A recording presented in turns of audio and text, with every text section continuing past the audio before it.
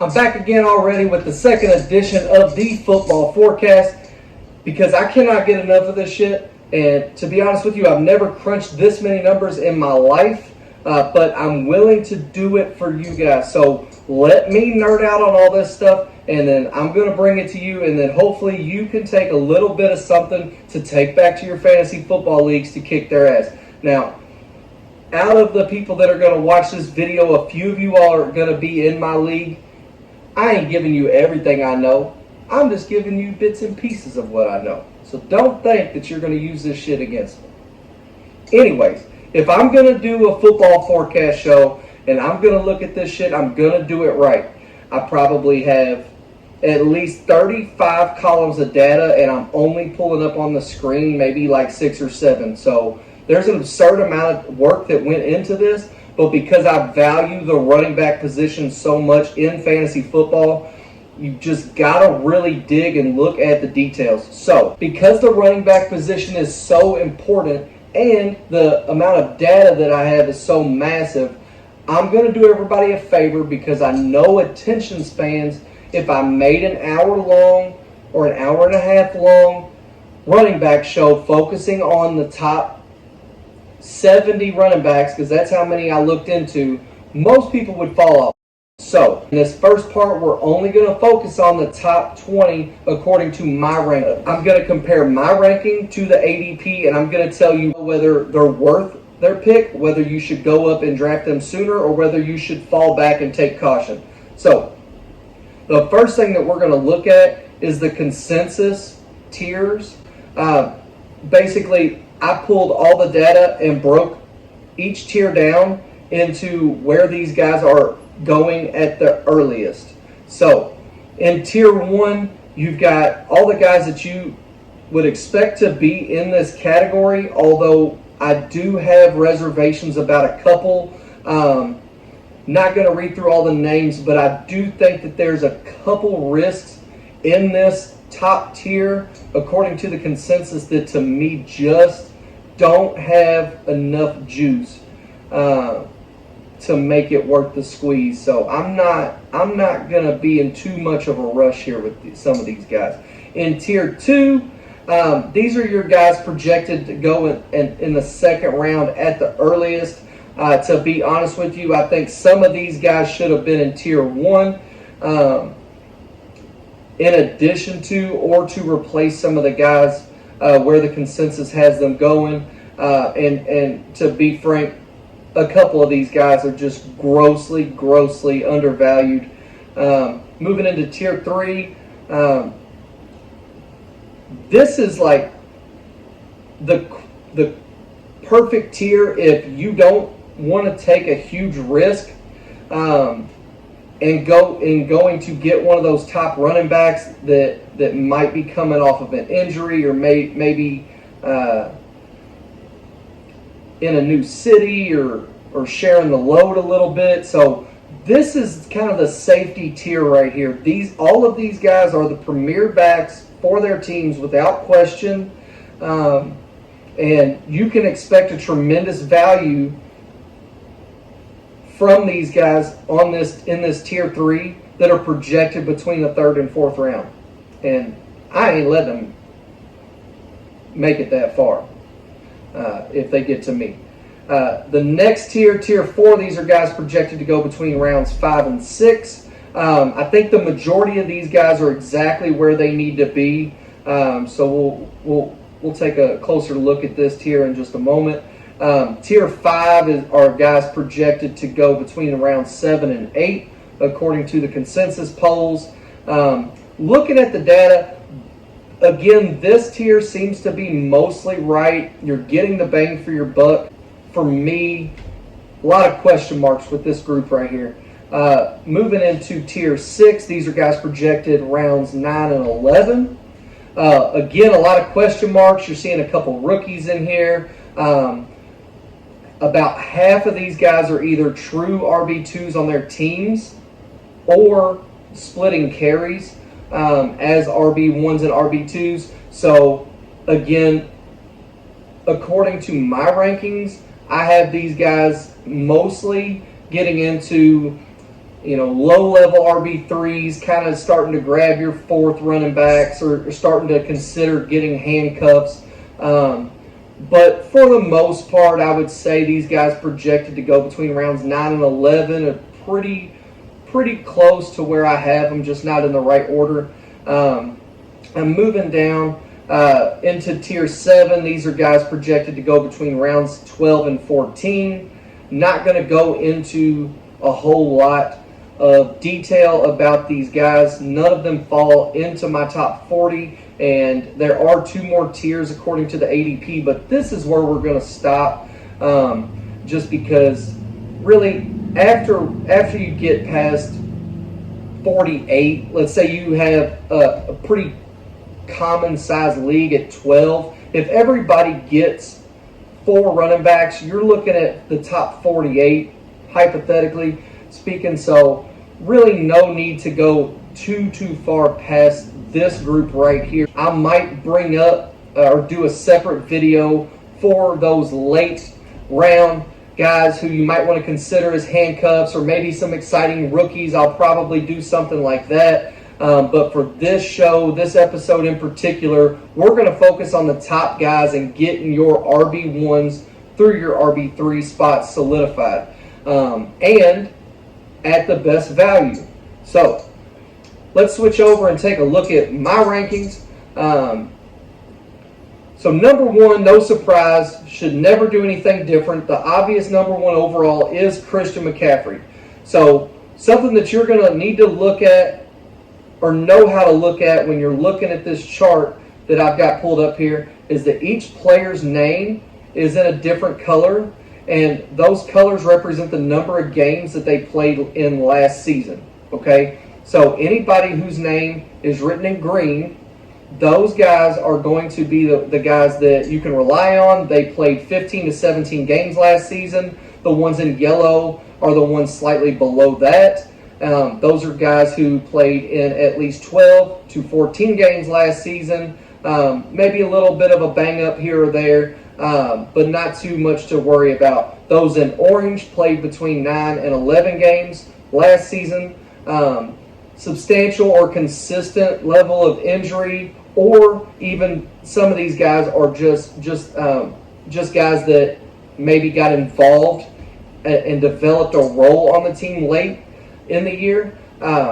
So these guys, question marks, but they're there. And you're only going to see one player in my top 40 that's name is in red. They played less than half of their games. And I'm just going to go ahead and say it. It's Nick Chubb. And the only reason why he's there is because when he's healthy, he's probably a top 5 running back. Definitely a top 5 running back. But another thing that you need to look at, under the depth chart, I've got RB1s and RB2s. You'll also see an asterisk. The asterisk could mean either A, they're going to split carries for sure, or maybe where they're currently listed as RB2 or RB1s liable to flip-flop depending on how the season goes. I could see maybe them taking over the top spot or maybe them losing the top spot. So that's what the asterisk is there for. As far as the situation column goes, arrows up means that I feel that they're in a better situation this season. Arrows pointing down means that I feel like their situation has gotten slightly worse. Any question marks means that I really don't have a great feel on their current situation. Maybe they changed cities. Maybe they're always banged up. They're coming off of an injury, or maybe they got another running back on the roster that may or may not take some of the touches away. Coaching changes, things like that. Those are going to be the question marks. And those that just simply have a dash there, nothing changed. At least on surface level, from what I could see. The other thing that you're going to look at is the All ADP column. The All ADP column is their actual draft position out of all players, all positions. That is the spot that they're going on average. And the ADP round range is where you're seeing these guys taken at the earliest and where you're seeing these guys taken at the latest. Now, that is where my ADP range and my value to that ADP compares. So this is comparing where I feel like these guys are are valued at compared to where the consensus has them being valued at. So this list is in order based on my ranking and not the same ranking used in the tiered in the screenshots of those different tiers I had pulled up. Okay, so let's get on to the second guy on the list, and that is Breece Hall. The number 2 running back here, Breece Hall, is definitely worth the number 2 overall pick. He was the only thing that the New York Jets offense had going last season that was good at all. His touches are going to stay the same, if not increase, with Rodgers being back. Defenses are not going to be able to be as aggressive with Aaron Rodgers on the football field. When you have zero respect for the New York Jets passing game, the defenses can pin their ears back and they can lock in and they can attack Breece Hall. I think that even if you see a drop in his touches, because Aaron Rodgers is going to be playing to an MVP level this season, he's going to be throwing the ball all over the yard. Even if you see a drop in touches, you're going to see Breece Hall's production overall from a fantasy standpoint go up because he's going to be more open. At least that's the feel that I have. So he's the ultimate utility back. He's worth the number 2 overall. My third ranked running back is grossly undervalued. Right now, he is projected to go in the second round, early to mid-second round. I do have a question mark next to him, and the only reason that I have a question mark next to him is because they did go and get a quality running back. The backup for the Rams is the Blake Corum running back out of Michigan, who had just an outstanding season last year. The consensus has him at the 7th best running back, but he was number 1 in touches last season, and overall he was the second or third most productive running back from a fantasy standpoint. So when you're telling me that other than a rookie coming in, not too much has changed, I don't understand how people are dropping him from the second or third spot all the way down to 7, 4 or 5 max. But he's a first round running back. So I don't understand the ADP range here. Travis Etienne, another grossly misdrafted player. Nothing has changed in his situation in Jacksonville as far as I can tell. He's averaging 20 touches per game, just under 90 yards per game. So I really don't understand why people are sleeping on him. He has a consistent role in Jacksonville, and he deserves a round 1 draft selection. Bijan Robinson is next. Bijan Robinson is the consensus third best running back. I've got him listed as my 5th best running back, and the reason being is we just haven't seen it yet. He had a good rookie year last year. He averaged 14.5 fantasy points per game. He had 17, almost 18 touches per game, but I didn't see enough production to justify him being the 3rd ranked running back. I think with Kirk Cousins coming in, you're going to see an increase in how much they throw the ball. And Bijan did average 5.1 targets per game last season. But I also feel like a part of that's because they didn't have a quarterback that could really push the ball down the field. A lot of checkdowns. I think with Kirk Cousins, he's a better quarterback. He's going to be able to push the ball down the field a little bit more. I think a few less checkdowns, maybe an uptick in the amount of rushing attempts per game. He just wasn't used right last year, so I just haven't seen it yet. I'm going to chill, but I still think he's worth a late first round, early second round pick. The next guy I also have a question mark next to, Jahmyr Gibbs. Jahmyr Gibbs is the 4th best running back as far as the consensus is concerned. He's my 6th. I've got a slight bump for him, but I think that his ADP range is perfect. Right now, he's projected to go late first round, early second round. That's the exact same place that I have him going. Yes, he splits carries. Will his workload increase? Yes or no? I'm not sure. Detroit does a phenomenal job of maintaining balance in their offense, and I think that they didn't lose their offensive coordinator. They didn't lose their head coach. So I think that there's enough stability in Detroit to where you can expect a slight uptick or even the same production from Jahmyr Gibbs. He's lightning in a bottle. He's definitely set to have a tremendous season this year. So late first, early second round at the very worst.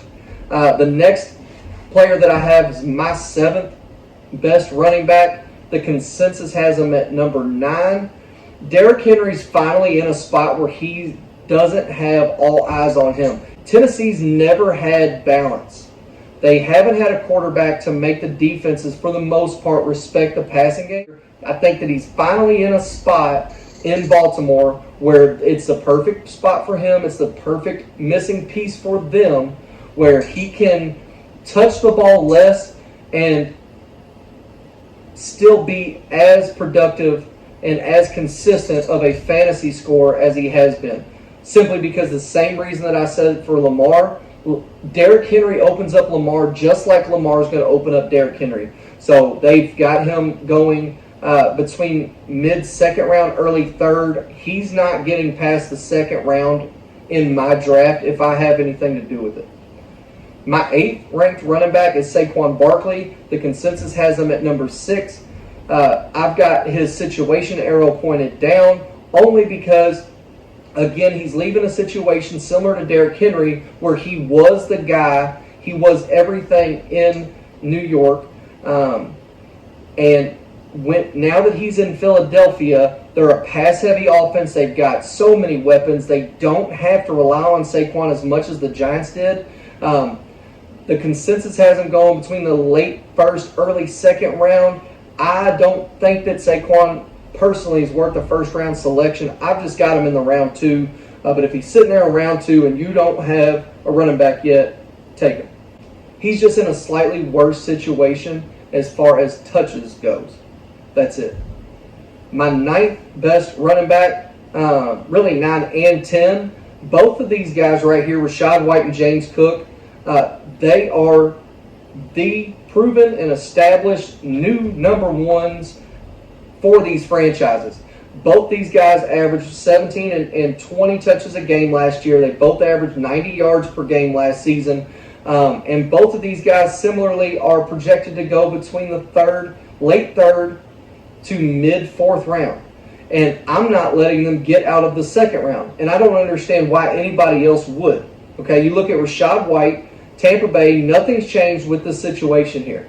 Aside from drafting a rookie, Bucky Irving, who's kind of more of a scat back, they're going to get him involved in the passing game. As far as screens goes, they're going to use him coming across the field, pre-snap, get him running full speed, try to get him to the edge quickly. But it's going to be more of like a change of pace. Rachaad White is the 3-down back in Tampa Bay, and I don't expect much to change in his situation here. He is definitely worth a second-round selection, not 3rd or 4th round. So feel the exact same way about James Cook. Buffalo got rid of a lot of their weapons. They've got a totally inexperienced wide receiver core. I think that they're going to take a little bit of pressure off of Josh Allen, and you're going to see a major increase in James Cook's carries.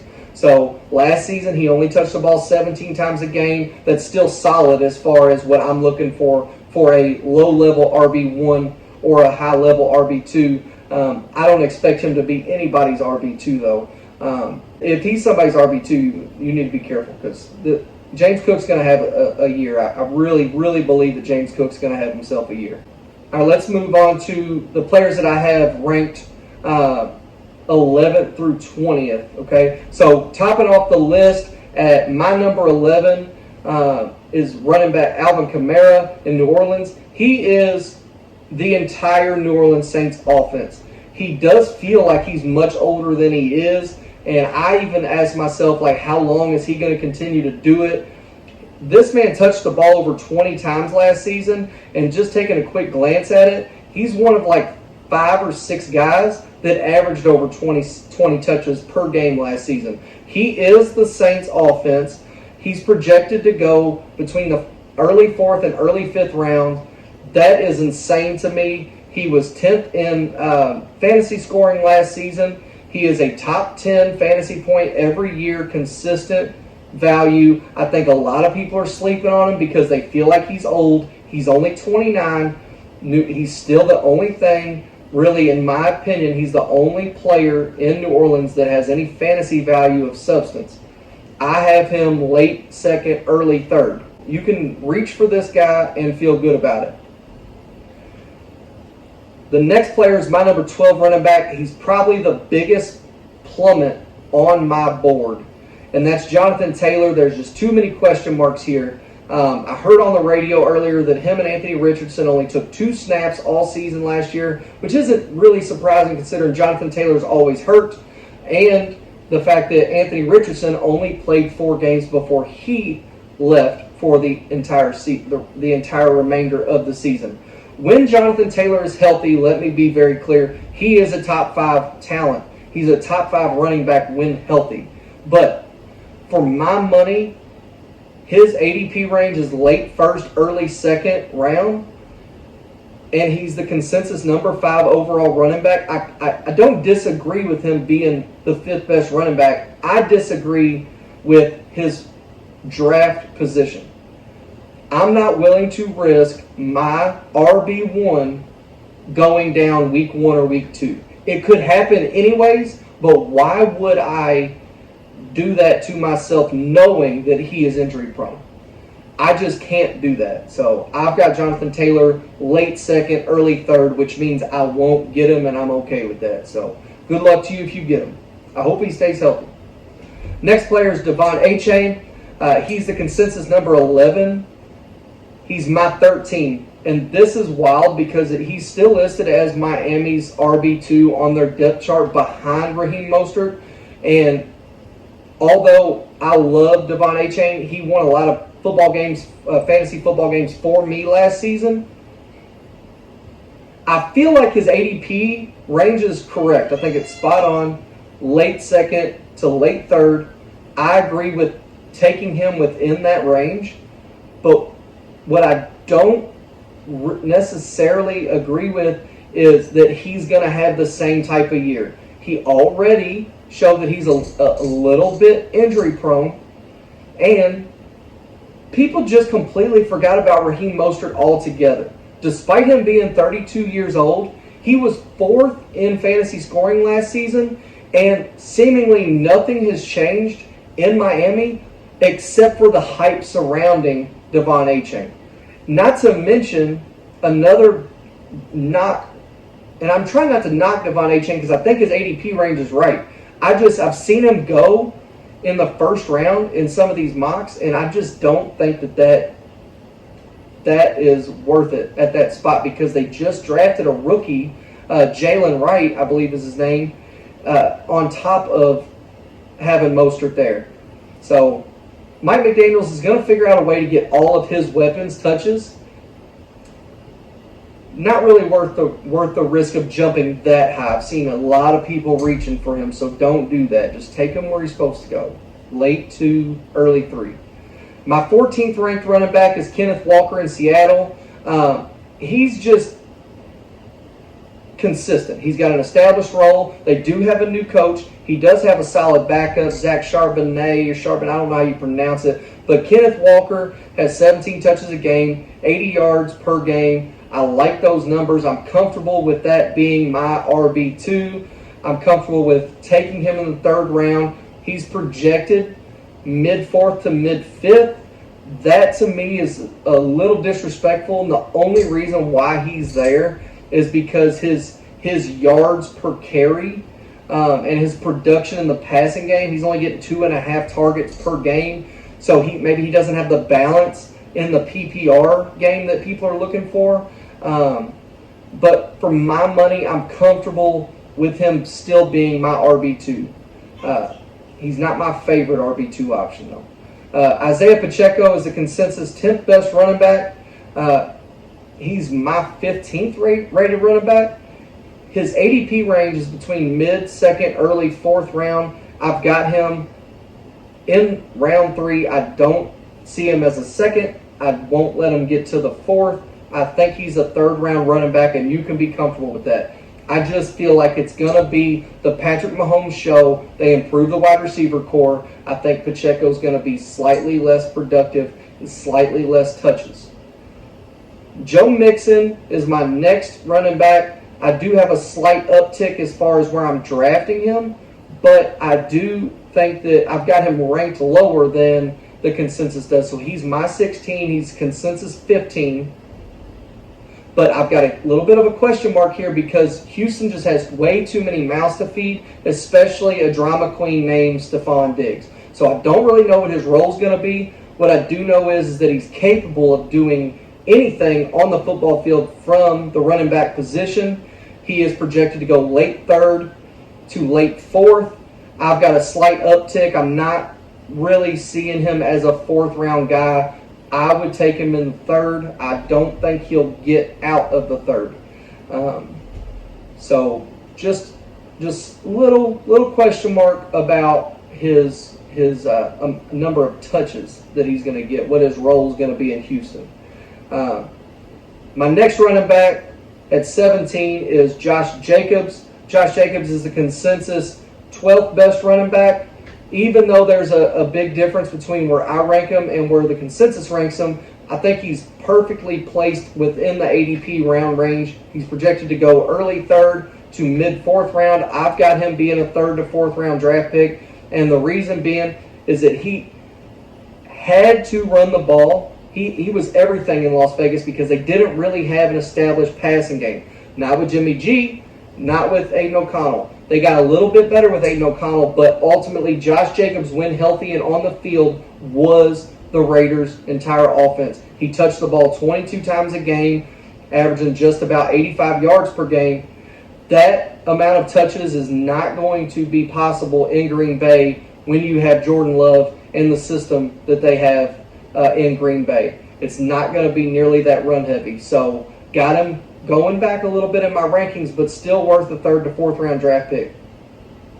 My 18th ranked running back is James Conner. James Conner is grossly slept on, and it's disrespectful. He's 29 years old. He's proven. He does have a rookie running back behind him that's going to maybe get a little bit involved. I think James Conner takes a little bit of a hit because he's not one of those guys that's really involved in the passing game. I also think that James Conner's taken a slight hit in the consensus ADP because they've added Marvin Harrison Jr. and they're expecting them to be a pass-heavy, feed it to Marvin Harrison offense. That could very well be the case, but I still think that when you see James Conner, and he's been a top 15, top 20 consistently in fantasy numbers, I don't understand letting him slip to what could potentially be the 8th round. So reach up and get him. Feel comfortable about him being maybe your late RB2, or if you're really ahead of the game, if he's your RB3, you're in really good shape. So if you're one of those guys like me that's going to go get running backs quickly, him as an RB3 is a very, very sound pick. My 19th best running back is Raheem Mostert, also one of the most disrespected running backs within this consensus ADP range. He's projected to go between early 7th and mid to late 9th round. To me, he's a 5th and 6th round guy, and the only reason that I don't have him ranked higher is because it doesn't seem like I have to, because he's so grossly misdrafted. When you're looking at all of these polls and all of these numbers, he was 4th in fantasy scoring last year, even with a decreased role to Devon Achane. Raheem Mostert is still going to be a part of this offense, and you're going to get a heavy dose of Raheem Mostert within this offense. So do not let this guy fall to the 7th, 8th, or 9th round in your draft. Just take him if he's sitting there in round 6. Don't let him get past round 6. He's going to be worth it. If you're looking at finding a quality RB2, or you're starting to get into your RB3s, Raheem Mostert is a great pick. Rounding out the top 20 is David Montgomery. Again, David Montgomery, his situation slightly down only because the uptick that's anticipated for Jahmyr Gibbs in Detroit. But again, Detroit has the same offensive coordinator, the same head coach, the same pieces. For my money, I'm going to bet that he has the same role. I've got a slight uptick in where I think he should go. Right now, he's projected between the 6th and 7th.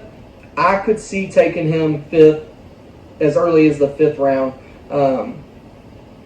He had 17 touches a game last year and 80 yards. Even if that drops slightly, if he's a low-level RB2 for me, I feel pretty good about that.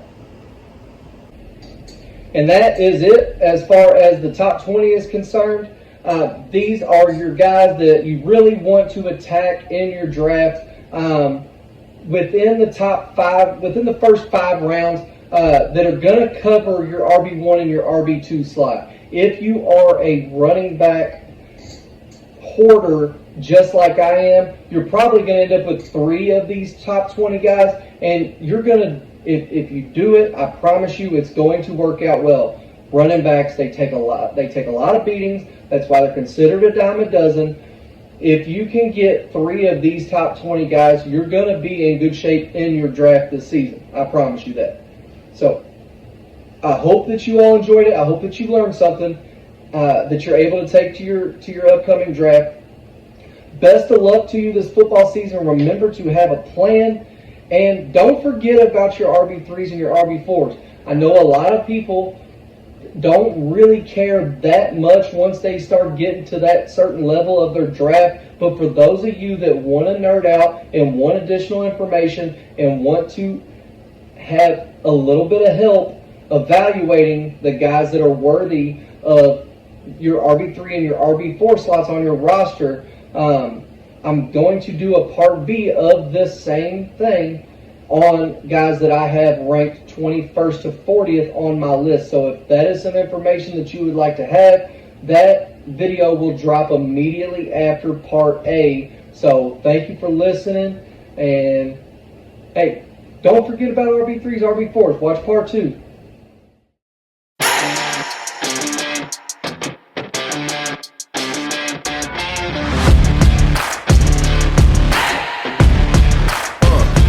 How you play the game with the people that writing the rules?